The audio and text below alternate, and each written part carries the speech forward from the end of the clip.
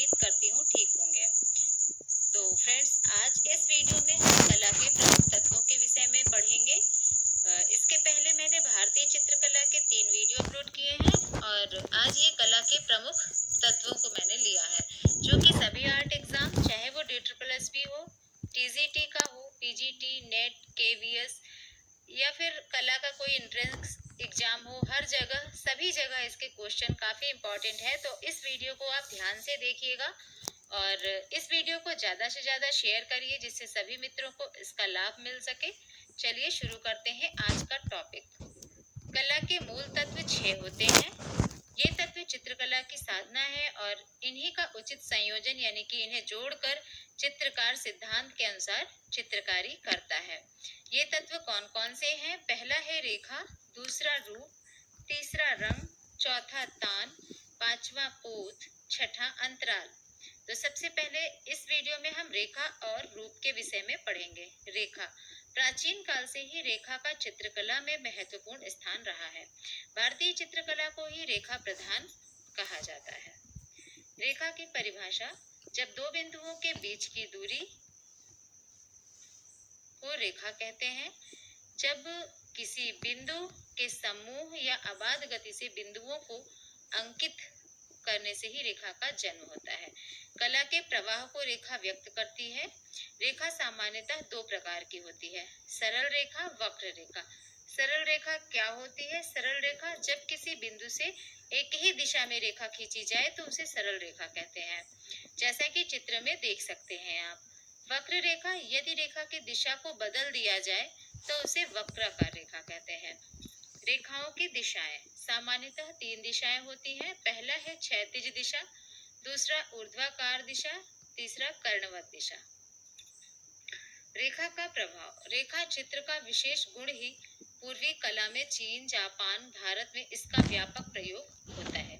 रेखाओं से अस्पष्टता, दृढ़ता, समीपता और दूरी, कमजोरी, कोमलता आदि को चित्र में प्रदर्शित किया जाता है।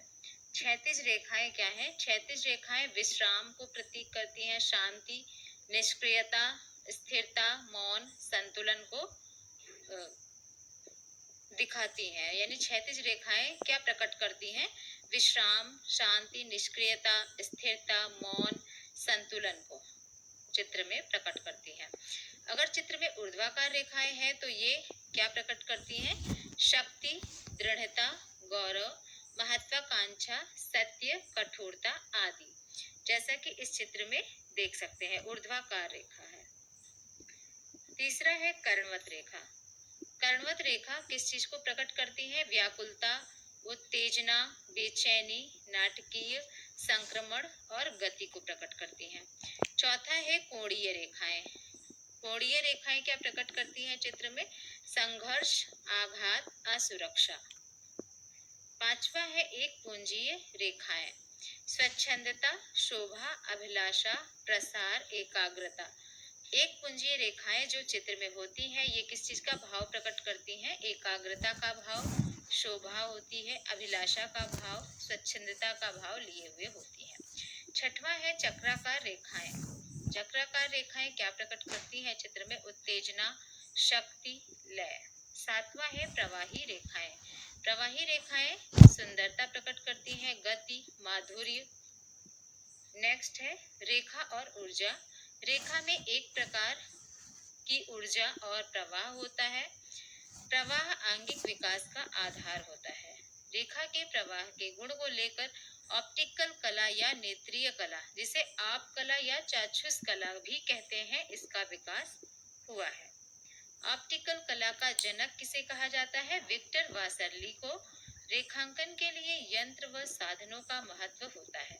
इसी प्रकार यंत्र व साधन गुणों के कारण अजंता, अपभ्रंश, मुगल, राजस्थानी, चीनी, जापानी रेखाओं में कितने ही गुण छिपे हुए हैं। स्वतंत्र रेखांकन का प्रयोग कांडिन्स्की ने किया था। ये इम्पोर्टेंट है कि कांडिन्स्की ने किया था स्वतंत्र रेखांकन का प्रयोग। तो क्वेश्चन बन जाता है कि स्वतंत्र रेखांकन का प्रयोग किसने किया था? कांडिन्स्की ने किया था। सशक्त रेखांकन का प्रयोग किसने किया था? के हैबर ने किया था। यंत्रों से बनाई गई रेखाएं कठोर होती हैं, जबकि हाथ से बनाई गई रेखाएं कोमल होती हैं। कुछ रेखाएं हमारे अनुभूति को सीधे प्रभावित करती हैं, जिन्हें भावात्मक रेखा कहते हैं। जो हमारी भाव को प्रकट करती हैं उन्हें भावात्मक रेखा कहते हैं।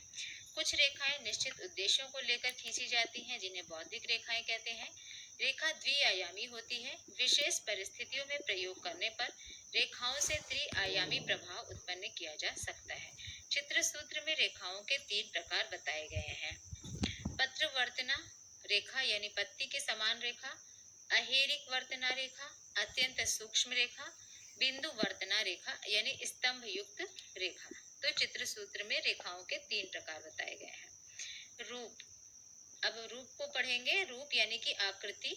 चित्र का रूप क्षेत्र या स्थान होता है जिसका अपना वास्तविक वर्ण और आकार होता है। वस्तु की आकृति को ही रूप कहते हैं। जो अंतराल के किसी भी भाग को चारों ओर से घेरती है उसे ही रूप कहते हैं, जिसका आकार और वर्ण होता है। रूप का वर्गीकरण प्लेटो के अनुसार रूप को 2 भागों में बांटा गया है, सापेक्ष या निरपेक्ष रूप। पहला सापेक्ष रूप है, दूसरा निरपेक्ष रूप। सापेक्ष रूप में क्या है? वास्तविक प्रकृति सौंदर्य के आधार पर जो चित्रण किए जाते हैं उसे सापेक्ष रूप या यथार्थ चित्रण कहते हैं। जो प्राकृतिक सौंदर्य के आधार पर चित्र बनाए जाते हैं उसे सापेक्ष रूप या यथार्थ चित्रण कहते हैं। निरपेक्ष क्या है? किसी आकृति में ज्यामिति या स्वतः रेखांकित प्रक्रिया को निरपेक्ष रूप कहते हैं। यह किसी यांत्रिक औजार का प्रयोग करके जब आकृति को रूप प्रदान किया जाता है तो उसे निरपेक्ष रूप कहते हैं। आधुनिक चित्रकला में रूप के भेद, कितने भेद हैं? 2 भेद हैं। सक्रिय, जिसे नियमित या सममित रूप भी कहते हैं। दूसरा है सहायक, जिसे अनियमित या असममित रूप भी कहते हैं। सक्रिय रूप क्या है? किसी चित्र में जिसकी प्रमुख भूमिका होती है वह सक्रिय रूप कहलाता है। सहायक रूप, किसी चित्र में प्रमुख भूमिका निभाने वाले को जो अन्य रूप एकत्र होकर सक्रिय रूप को बल प्रदान करते हैं उसे सहायक रूप कहते हैं। तो हम कह सकते हैं कि जब किसी चित्र की प्रमुख भूमिका निभाने वाले को जो अन्य रूप एकत्र होकर सक्रिय रूप को जो बल प्रदान करते हैं उसे ही सहायक रूप कहते हैं।